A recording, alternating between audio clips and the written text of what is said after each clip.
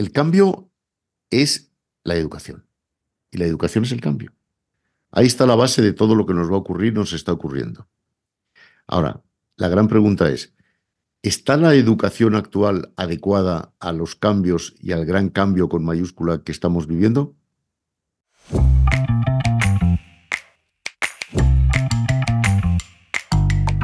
He traído hoy una persona, una gran especialista, que es bastante crítica con la situación actual, yo creo. Ahora lo vamos a ver. Ahora lo vamos a ver.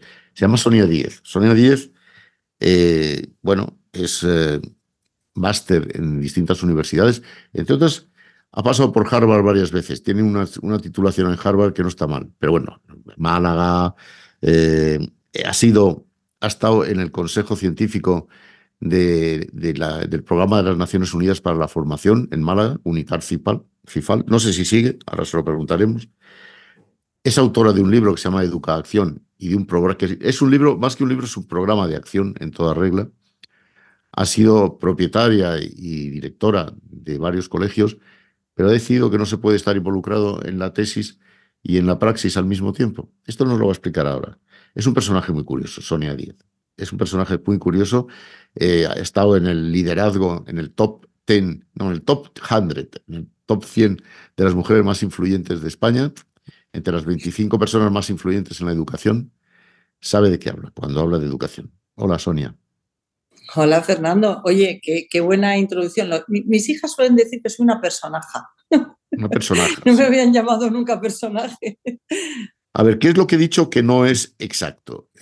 Que mantienes una actitud muy crítica ante los actuales esquemas de educación. No, eso yo creo que es correcto, pero bueno, la actitud crítica, es decir, el tener un criterio propio con respecto a la vida, ¿no? En general. Yo creo que es bueno, ¿no? Que es una forma bonita de vivir, de cuestionarse, de ejercer la curiosidad y también la posibilidad de participar, ¿no? No, tengo una actitud crítica, pero desde el posibilismo, lo que yo llamo posibilismo. Hay gente que se lleva esto a la beligerancia y hay gente que se lleva esto a la indignación. Y a mí la verdad es que esos otros condicionantes no me gustan. O sea, sí, tengo una actitud crítica, creo que se puede hacer mejor, creo que debemos hacerlo mejor, creo que podemos y sabemos hacerlo mejor y creo que hay que cuestionarse cuáles son las razones y las formas en las que se puede hacer mejor y por qué no lo hacemos, ¿no? Yo tengo la tesis o la idea, la sensación, algunas conferencias que te he oído por ahí, de que los actuales esquemas, incluso las actuales infraestructuras de la educación, ya no te sirven. Ya no sirven. El colegio tradicional, la universidad tradicional ya no sirven. Eso es muy arriesgado decirlo, ponerlo en tu boca es muy arriesgado. No, y además, ¿sabes lo interesante y lo bueno de esto? Es que no es que lo diga yo, es que, mira, recientemente hay un informe de Ecotec que no es sospechosa de hacer mal las cosas, que dice que efectivamente hay un grado de convencimiento por parte de todos, de educadores, de legisladores, de padres, de alumnos, de que el sistema educativo actual no funciona suficientemente bien y hay un grado de insatisfacción importante. Entonces, bueno, pues eso es algo bueno, ¿no? Que estemos todos de acuerdo. La cuestión es por qué no funciona y en qué no funciona. Entonces, la parte buena, insisto, es que estamos todos de acuerdo. La segunda parte es, bueno, ¿qué es lo que no funciona? Bueno, pues algo que ha sido creado hace 200 años, 2 siglos, y que no se ha movido muy poco. Lo normal es que no funcione para el mundo actual, porque el Pero, mundo perdón, ha cambiado. estamos hablando de qué es lo que se ha creado hace 200 años. Pues mira, La se escuela ha creado, tradicional, la universidad, tal y como está. sí, sí, se ha creado bueno, la universidad es anterior incluso, se ha creado se han creado unas estructuras que son muy rígidas, estructuras que tienen unos itinerarios rígidos, un calendario rígido, unos programas académicos rígidos, eh, unas formas de acceso después o de integración en la sociedad muy rígida.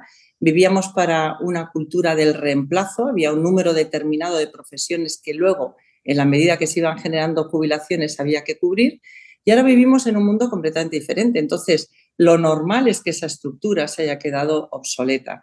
¿vale? Eso de forma general, y ahora te cuento un poquito más de España en concreto, ¿no? De forma general, como te digo, pues, a ver, que tengamos itinerarios rígidos cuando en cualquier servicio a los que accedemos ahora como ciudadanos, pues tenemos clarísimo que tenemos una personalización, una capacidad de elegir la forma incluso en la que vamos recibiendo ese servicio, las opciones que tenemos. Insisto, por un lado estamos flexibilizando la normativa laboral y por otro lado estamos impidiendo que las familias con hijos se puedan mover de forma libre porque tienen que estar atados a llevar a sus hijos al colegio, a un colegio todos los días, a un lugar determinado, etcétera, etcétera. Es decir, no tiene ningún sentido. Los espacios, por ejemplo, educativos, que sigan teniendo como normativa o como referente el tener 1,5 metros cuadrados como espacio para diseñar un aula, que las aulas no permitan que haya personas de diferentes edades, etcétera, etcétera. Es decir, en sí mismo lo normal es que un sistema que se ha creado, que era para un momento muy puntual, para comunidades muy pequeñas, donde todo lo nuevo, toda la innovación venía desde fuera, ¿vale? A través de un profesor y de sus libros, a comunidades que es todo lo contrario. Es decir, nosotros estamos imbuidos en un contexto absolutamente global. Y termino con esto, pero es que encima en España el último cambio que vivimos fue un cambio cuando pasamos el último cambio de sistema, ¿vale? Cuando pasamos de la dictadura a la democracia. Es decir, cuando cuando decidimos que teníamos que tener un sistema educativo que permitiera la escolarización de todos los niños y se crearon los centros concertados. Y de eso hace 40 años, Fernando. Y no había ni teléfonos móviles, ni había internet, ni había vehículos eléctricos y desde luego inteligencia artificial tampoco. Así que, bueno, al final no estoy diciendo más que una obviedad, ¿no? Pero lo bueno es que estamos todos de acuerdo. Pero ahora vamos a la parte constructiva.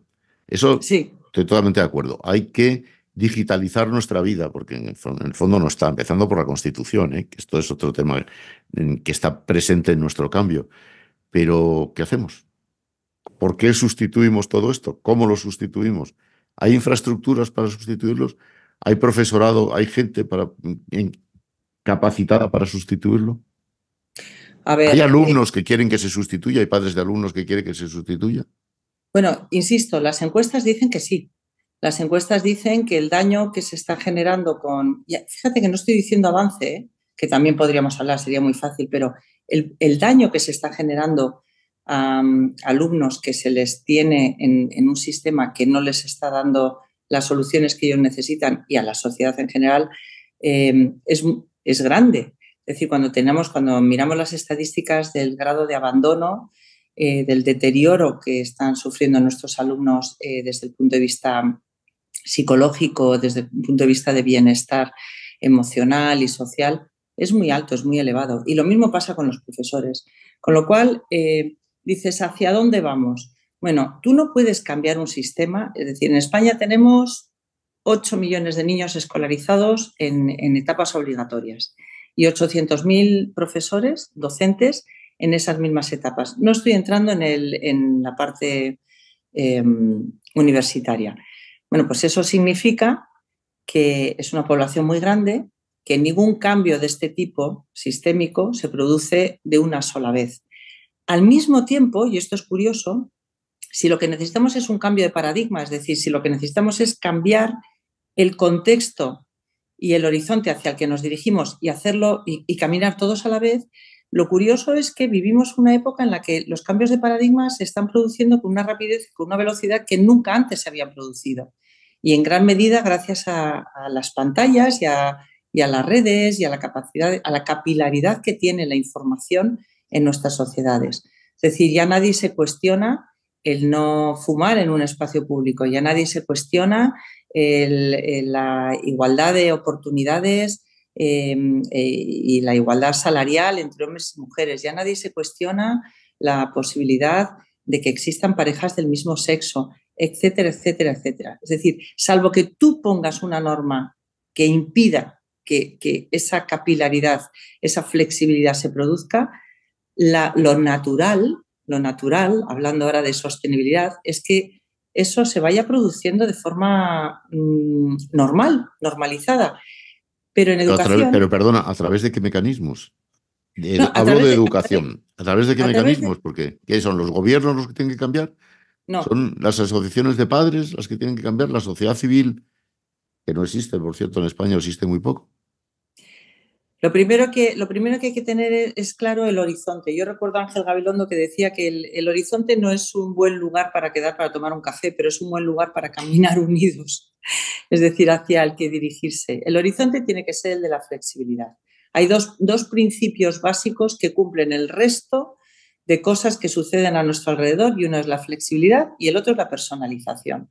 Y en educación eso no existe.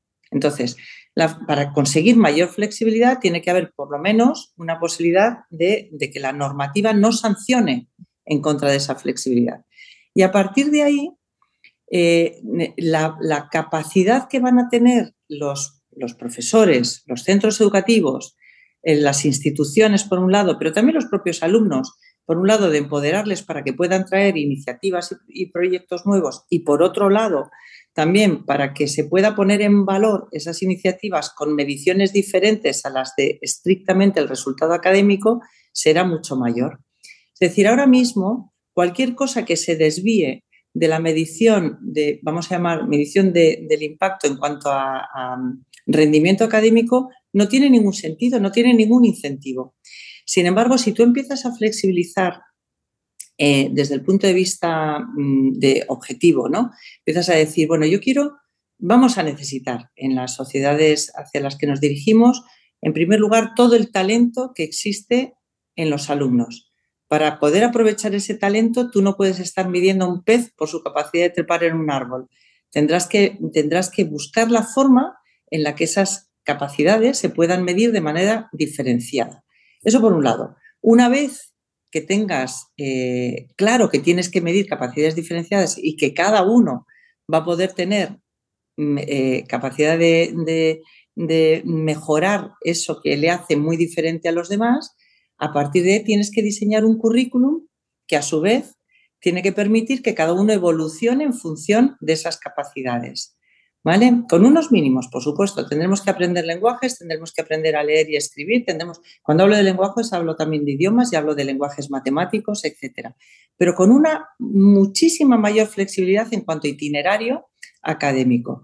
Mayor flexibilidad en cuanto a los espacios y a los lugares donde tú puedes aprender. La hibridación es algo que se está produciendo en todos los ámbitos de nuestras vidas. O sea, puedes comprar presencialmente, puedes comprar online, puedes comprar de manera que te lo traigan a casa, puedes comprar de manera que te lo dejen en un lugar donde tú vayas a buscarlo. Es decir, la hibridación de este mundo real y el virtual que tenemos es máxima. Tenemos que tener también una conciencia de medición de impacto más allá insisto, del estrictamente de resultados académicos. ¿Por qué?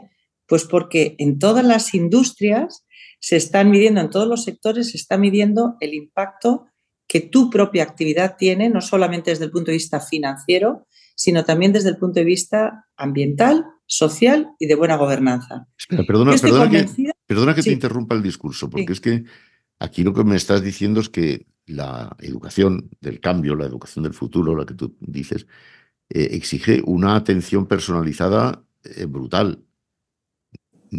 ¿Tenemos posibilidades de hacer eso? Es decir, el alumno no es un conjunto de alumnos, el alumno es uno e intransferible. Es una personalidad absolutamente eh, única en la especie porque es único. ¿Y eso cómo lo implementamos? Porque yo creo que no tenemos infraestructura educativa para permitirnos eso, yo creo. Yo creo que tenemos más infraestructura que nunca. Y lo único primero, tenemos más criterio, tenemos más conocimientos y tenemos más recursos. Es decir, nosotros vivimos en un mundo donde tú te metes en Internet 3 veces seguidas y vas buscando un viaje donde quieras, a Cuenca, y a partir de ese momento solo recibes anuncios de viajes a Cuenca o de servicios en Cuenca. Y he elegido Cuenca porque se me ha ocurrido ahora sobre la marcha. Esa personalización que se está consiguiendo en todo nuestro mundo no se está aplicando a la educación. Es decir, estamos convirtiendo en meros usuarios consumidores y víctimas de esos conocimientos que tenemos y que se están utilizando por parte de empresas, por parte de campañas, bueno, no hablemos de las elecciones, ¿no? Que ahí tenemos también unos cuantos ejemplos. Entonces, los recursos con los que contamos ahora, la única diferencia es que no se están utilizando en el sector educativo. Piensa una cosa, piensa que un alumno entra con 3 años y se va de la obligatoria a los 16 o a los 18 si hace un ciclo formativo, si quiere hacer un ciclo formativo posterior o si quiere hacer una carrera. Eso significa que está generando una cantidad ingente de datos que no sirven para nada. Es decir, toda su medición se está haciendo a través de procesos absolutamente subjetivos que realizan profesores, test estandarizados que evalúan terceros, cuartos y demás, pero que el alumno es una mera víctima de todo el proceso, víctima, entre comillas, ¿vale? Porque, vuelvo a insistir, porque creo que se pueden hacer las cosas mejor y creo que se está generando daño y hay otras alternativas. Entonces, ¿qué sucedería si pusiéramos a disposición de cada alumno, si le empoderáramos y pusiéramos a disposición de cada alumno el conocimiento de su propio proceso de aprendizaje?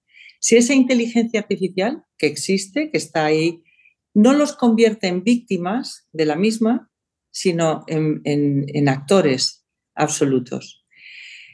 Yo creo que el secreto está en empoderar a los alumnos. Primero porque les vamos a necesitar, segundo porque los que son nativos digitales son ellos, y tercero porque necesitamos buenos humanos que comprendan cuál es la dinámica y el mecanismo de uso de esas herramientas en las que ellos están inmersos en esa dualidad, en ese mundo dual, ¿no? Pero entonces hay que replantearse el sistema entero. Sí. Es decir, no nos vale la memoria, eso ya no nos vale. Sí, nos vale. Es fundamental. Es imposible aprender sin memoria. Imposible, Fernando. Es fundamental. Es fundamental. La memoria está. Lo que pasa es que lo que no nos vale como único mecanismo de aprendizaje es el proceso de memorización. Pero también al mismo tiempo, y perdona ahora que te interrumpa yo a ti, también al mismo tiempo tenemos certezas que nos están diciendo, estudios que nos están diciendo que el 100% del aprendizaje que tiene un alumno, esto es un estudio además del Ministerio de Educación finlandés, del 100% del aprendizaje que recibe el alumno, o sea, lo que el alumno aprende, actualmente solamente el 30% se produce dentro del espacio educativo. Tenemos todo un sistema montado para un nivel de eficacia, o sea, de impacto en el aprendizaje de nuestros alumnos del 30%, porque el 70% restante lo están aprendiendo, son procesos que aprenden dentro de todas esas pantallas entre las que viven. Del 30% que aprenden en el centro educativo, solamente el 10% lo aprenden en el aula. Es decir, todos esos profesores, ese esfuerzo, esos mecanismos de test, de pruebas, de tal, solo sirven para impactar en el 10% del aprendizaje real de lo que cada alumno está aprendiendo a diario. Ministerio de Educación finlandés. No es sospechoso. Necesito que me definas la revolución. Yo creo que es una revolución. Tú me estás hablando más bien de evolución. Yo creo que es una revolución. Necesito que me lo definas con una palabra clave, que no sea educación, claro, que eso no. Ahora hablamos de tu libro. No hace falta, el libro ya se escribió y ahora tenemos que escribir el siguiente, que es el que tiene que aterrizar precisamente lo que tú me estás diciendo. La palabra clave es la flexibilización. La palabra clave es la flexibilización. Un sistema rígido, mira, los arquitectos hacen edificios flexibles, especialmente en aquellos lugares que tienen más actividad sísmica, sí. Sí, actividad sísmica. Entonces, en nuestro sistema lo mismo, es decir, algo que es inamovible desde hace tanto tiempo y que tiene simultáneamente un momento de complejidad extrema y de dinamismo extremo, si no se hace flexible, cada vez la distancia entre lo uno y lo otro es mayor, cada vez está más lejos y se hace más vulnerable. ¿Y estamos Entonces, preparados para eso? absolutamente, Los, absolutamente. el padre tradicional, yo que soy un padre y un abuelo tradicional, por ejemplo, la gente con la que está por la calle, con la que tú hablas, ¿tú crees que está preparada para esa flexibilización que consiste, entre otras cosas, en olvidarse de la titulitis, supongo, en olvidarse de los grandes currículums académicos también? ¿Estamos preparados para Sí, eso? sí, yo En es que el que señor que me va a emplear a mí me exija un currículum que tiene que ser brillante desde el punto de vista de la inflexibilidad, porque la titulitis al final es inflexibilidad. ¿Tú crees que no, estamos listos para eso? ¿O no es así? ¿No es esto que yo digo? no, yo creo, bueno, yo vuelvo a definirme como posibilista. Yo creo que negar el que estamos preparados para ello es negar. Yo soy educadora, ¿no? Y los educadores, dice Fernando Savater, que es creer en la perfectibilidad humana.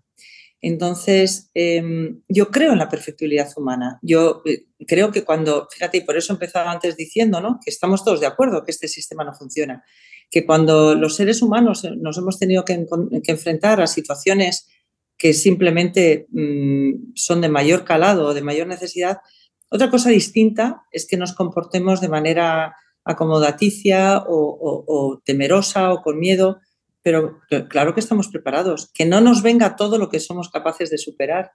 Y en este caso lo que pasa es que no estamos suficientemente comprometidos. Para comprometer a alguien hace falta generar una visión clara, ¿vale? Que creo que no existe, porque vivimos en un mundo donde la confrontación resulta mucho más fácil y mucho más barata, porque nadie se deja los pelos en la gatera, ¿no? Nadie, bueno, al final opinas, enjuicias al otro y sigues viviendo, ¿no? O sea, crear un modelo o crear una propuesta de valor supone que puedes fracasar, que te puedes equivocar y sobre todo puede suponer que tengas que volver a empezar lo que creías que iba a funcionar, ¿no? En cambios sociales no se puede estar haciendo pruebas continuamente, pero sí se pueden generar, y de hecho lo hemos hecho en cualquier otro sector, es lo normal. Las empresas generan una marca que compite con tu propia marca cuando ves que la tendencia de mercado ha cambiado. Y cuando, por ejemplo, de repente los lácteos dejan de ser una tendencia, las propias compañías crean una leche que sea o productos que sean de origen vegetal, ya no necesariamente de vaca, y tienes las dos opciones durante un tiempo. No porque sean opciones que la una supera a la otra, sino que genera una alternativa a la otra.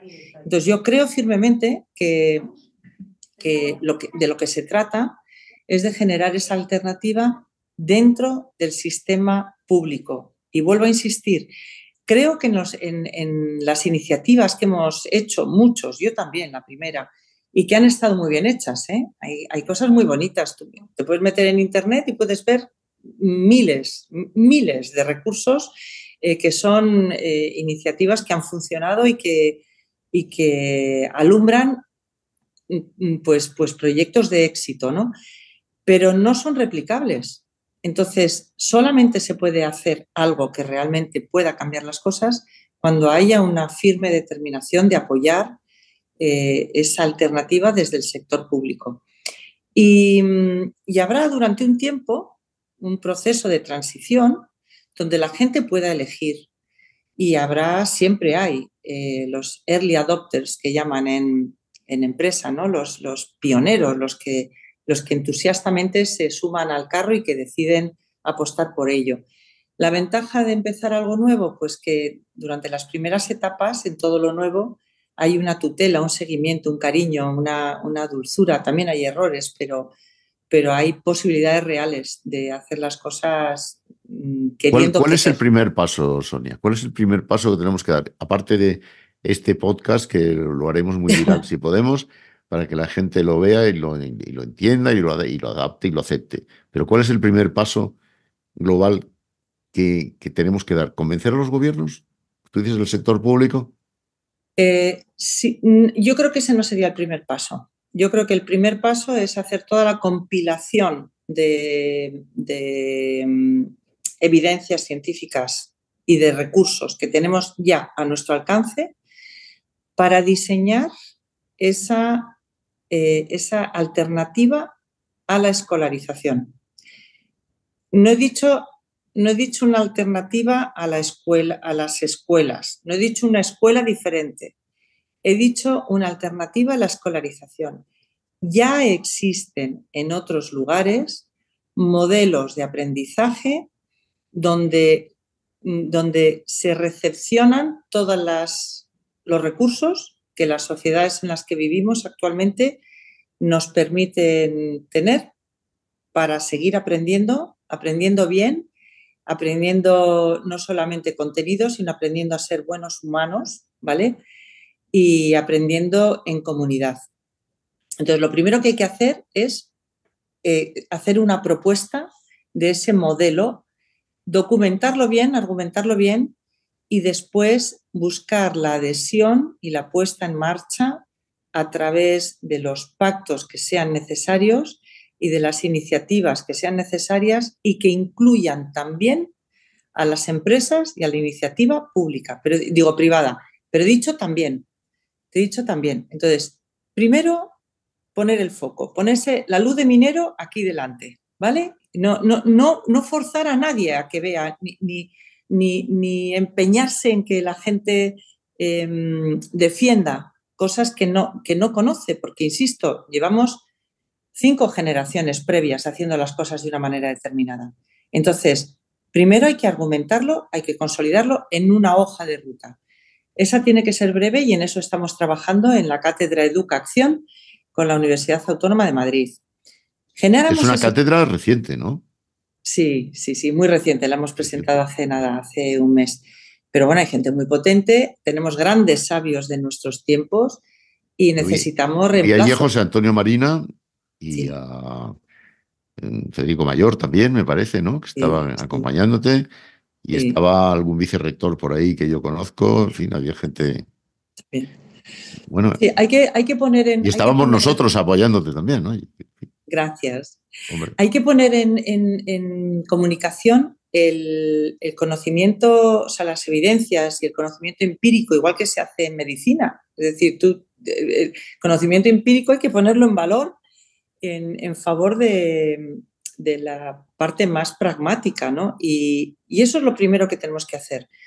Y luego, ¿Cómo se puede apoyar esa cátedra? ¿Cómo podemos, de alguna manera, intervenir a tu favor o a favor de la cátedra en general, los que no estamos en eso, los que no estamos directamente involucrados? ¿Qué podemos hacer para extender el nuevo espíritu educativo en un país tan resistente, por cierto, donde cada plan educativo lo único que es un plan para pelearse con la alternativa política y no otra cosa? ¿Qué podemos hacer nosotros, yo? Sin embargo, fíjate, yo creo que los españoles somos muy duros con nosotros mismos. Es verdad que luego tenemos nuestras cosas, pero si algo se ha valorado en nosotros y hemos demostrado es nuestra capacidad de flexibilidad, ¿no? No es tan nuevo, o sea, no es tan nuevo. La institución libre de enseñanza se puso el mundo por montera y hizo cosas tan frikis como, bueno, pues como todo lo que estoy diciendo, ¿no? Flexibilizar los horarios, los calendarios, En la que tú te formaste, por cierto. Sí. Porque tus padres estaban, su escuela, estaban imbuidos del espíritu de la institución libre de enseñanza, creo recordar, ¿no? Sí. Entonces, ese mismo espíritu, ¿vale? Ese legado de tener que ser buenos acompañantes de nuestras generaciones futuras sigue estando a nuestro alcance. Y luego, ¿cómo apoyar este movimiento, esta cátedra? Bueno, lo primero, nosotros tenemos que trabajar, ¿vale? Y vamos a estar trabajando y produciendo cosas mes a mes, porque al final los objetivos no se pueden plantear a larguísimo plazo, que la vida no es eterna. Eso lo hemos aprendido algunos que hemos pasado por circunstancias difíciles y entonces, bueno, pues hay que actuar a fecha de hoy y en lo que podamos y con nuestra mejor voluntad. Entonces, mes a mes iremos produciendo piezas que compartiremos con aquellas personas que queréis ayudar, que queréis contribuir, que queréis ser posibilistas, querer creer, ¿no? Y a partir de ahí, primero, hacer las enmiendas, rectificaciones, cuestionamientos a lo que planteemos, que pueda ser un banco de prueba de decir, esto va a tener tal problema, de tal manera que nosotros podamos, igual no hemos visto algo, y podamos hacer una anticipación de qué otras cosas vamos a necesitar. Incluso prevenciones. Lo único que no nos vale es la posición del miedo, que ya nos ha llegado también, te van a machacar, ya verás en cuanto esto te lo copien, en cuanto vengan las tecnológicas van a decir no sé qué. Bueno, el miedo no nos altera lo más mínimo. Queremos hacerlo. Las personas que tenéis capacidades y talentos en ámbitos que nosotros no tenemos, que nos aportéis vuestra opinión, que nos aportéis vuestras enmiendas, pero una vez que ya estamos en ello, nos va a costar mucho más cambiarlo. Entonces, paso a paso, os iremos informando, nos iréis contando lo que os parece, lo que pensáis, lo vamos a hacer de forma muy transparente, pero no de forma muy pública. Y a partir de ahí, si veis que lo que estamos haciendo tiene valor, ayudadnos a que se incorpore más gente. Es decir, cuantos más rectificaciones tengamos en esta etapa de banco de pruebas, mejor para todos y para toda la sociedad. Y cuando esté terminado, el primer borrador del trabajo será entonces cuando lo podamos presentar con garantías y avales suficientes ante las instituciones para que lo apoyen. Sonia, esto es prácticamente el prólogo de un programa de acción hecho por un grupito, sí, por un grupo pequeño. Sí. ¿No tienes miedo de quedarte en una utopía bien pensante y bien intencionada? Pues no, es que las utopías no me interesan, Fernando. Yo, al fin y al cabo, o sea, me interesan desde el punto de vista literario, me parece precioso, ¿no?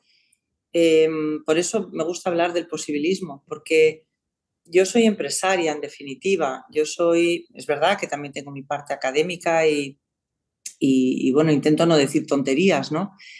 Pero a mí lo que me interesa es llevarlo a la acción, aterrizarlo. No tengo ambiciones, esto no lo estamos haciendo porque haya un negocio detrás sostenido o con intención de sostenerlo con fondos de nadie. Bienvenidos los fondos que quieran contribuir a que esto se vaya desarrollando, porque bueno, pues necesitaremos gente y apoyo, y eso, bueno, pues muchas veces hay un límite al voluntarismo, ¿no? Habrá que retribuirlo y demás, pero no tiene más objetivo que el que estamos diciendo. Entonces, yo no creo que es utópico, creo que a poco que miremos alrededor, o sea, cosas que parecían imposibles, pues las hemos hecho cuando hemos estado convencidos A veces de las utopías que se falta. cumplen. A veces las utopías se cumplen. No las desdeñes, que la utopía muchas más veces de lo que parece, se cumple. Eso sí, Sí, tardan años, tardan tiempo, cuestan sí. mucho esfuerzo, mucho sudor y muchas lágrimas, pero se cumplen. Y yo creo que en lo que estáis enmarcados es un proyecto precioso, necesario. Nadie está hablando de cambios radicales en la educación en este país más que vosotros, porque la gente es muy continuista en cuanto a educación. Creen que por meter más cursos, más asignaturas de tecnología, y con eso ya están revolucionando la educación, y eso no es así.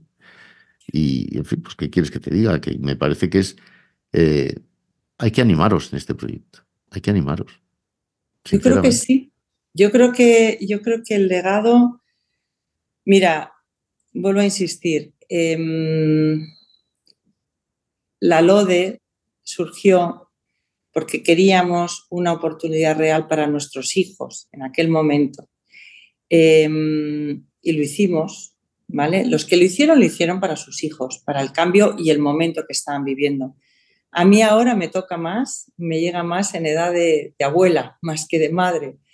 Pero creo que esa ilusión por dejar no solamente un mundo más limpio, más equitativo, más solidario, más comprometido, sino un mundo también más seguro desde el punto de vista de esperanza para nuestros jóvenes, merece la pena. Y la educación es un periodo, de momento es obligatorio, ¿vale? Y es un periodo que debe de ser gozoso. Aprender es muy satisfactorio, es muy placentero. Todos los movimientos humanos, todas las actividades humanas que son placenteras tienden a perpetuarse. Y ahí está el sexo, ¿no?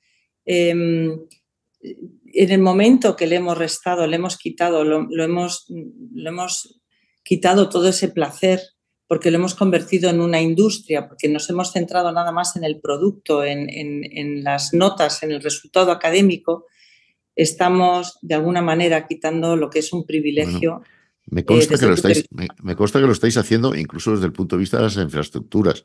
Eso es un tema que tenemos que hablar más a fondo en algún otro momento. Desgraciadamente, esto tiene sus límites de tiempo, pero aquí Sí, fíjate tú la cantidad de tiempo que podríamos estar hablando y la cantidad de materia que tendríamos que estar abordando, que esto es todo. La base de todo es la educación. Así que yo no tengo más que felicitarte por lo que estáis haciendo, de verdad. Digo, tú y gracias. tu, Todo el tú y tu mundo, equipo, tú y tu equipo, sí, y tu sí, sí, equipo, sobre todo eso, que porque tenéis gente muy buena ahí. realmente es de verdad, es un equipo y un impulso. Al final, cuando estás en un equipo, cuando estás entre los educadores, esto del ego y demás, lo que queremos es que suceda. Y claro, la agregación de talento es la que te hace feliz, ¿no? Y bueno, yo te doy las gracias a ti, Fernando, también por cedernos este espacio, por Vamos a querer. seguir, vamos a seguir, vamos a seguir Sí, haciendo cosas. Vamos a hacer cosas muy específicas. Ya lo anunciamos. Porque a la gente, yo creo que el tema de la educación le debe interesar mucho más de lo que en realidad le interesa.